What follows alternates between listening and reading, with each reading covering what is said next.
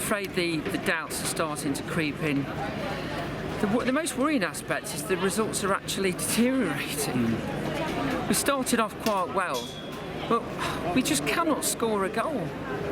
And now the defence is looking quite shaky. And we didn't reinforce that midfield during the transfer window, and I have to say I'm getting quite worried. Frustrating, hugely frustrating. Feels like we can't score at the moment. Just keep going and going. Felt like we could have played another 90 minutes and not scored. Yeah, I mean, look, Brentford scored 2. They could have scored 3 or 4, couldn't they, easily? Yeah, game could have been out of sight by half time. Lucky to some extent that it wasn't. Chucked all the strikers on, made no difference. Well, what needs to change then, do you feel? It's just a confidence thing? Have they got the players? Yeah, I'm a bit worried that we solely rely on Traore on that right wing.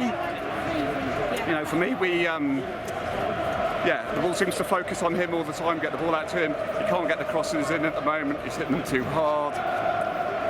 Everything's coming through him. I'd like to see Podence perhaps have a bit more of a role in that. I don't know what there is to make of it. I mean, it's disappointing through and through. I mean, you felt so encouraged by Watford, you know.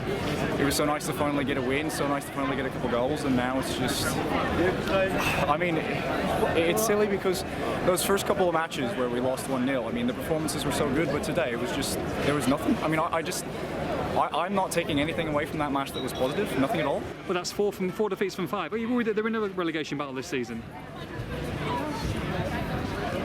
There's a possibility that we could be. The confidence is so low, and I think this stems from the fact that there's a nagging doubt amongst Wolves fans that perhaps Bruno Lage just doesn't understand the Premier League enough, and have we strengthened over successive transfer windows the team enough, and that's why we could actually be in serious trouble. Are you worried about Raul Jimenez? Doesn't look himself, does he?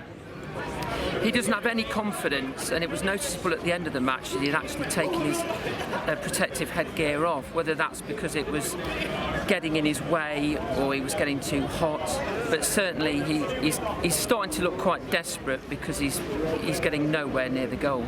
Are you worried? Are you worried this season? Yeah, if we can't score, we haven't got a goal scorer. Raul's not quite there yet.